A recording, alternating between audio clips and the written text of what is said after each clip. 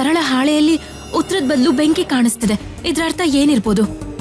ಅಯ್ಯೋ, ಆ ರಾಕ್ಷಸ ಆ ಹುಡುಗಿನ ಬೆಂಕಿಲ್ ಹಚ್ಕೊಳ್ತಾನೆ ಅಂತ ಹೇಳ್ತಿಲ್ಲ ತಾನೇ ಇದು? ವಾಟ್?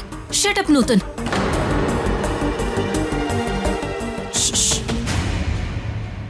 ತರಳ ಹಾಳೆ ಬೀರಿಯನ್ನು ತೋರಿಸ್ತಿದೆ.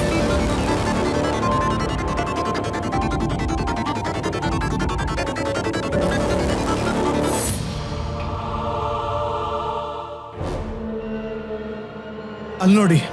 ಅಯ್ಯೋ, ಇವಳು 5-6 ವರ್ಷದ ಹುಡುಗಿ ಇವಳು. ಒಂದ್ ನಿಮಿಷ.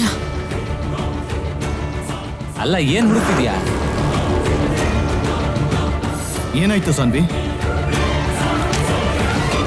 ಇದನ್ ನೋಡಿ ಡ್ಯಾಡ್, ಮಾಮ ರೋಹಿಣಿ ನಕ್ಷತ್ರದ ಹುಡುಗಿನ ಭೇಟಿಯಾದಾಗ ಆ ಹುಡುಗಿಗೆ 4 ರಿಂದ 5 ವರ್ಷ ಆಗಿತ್ತು.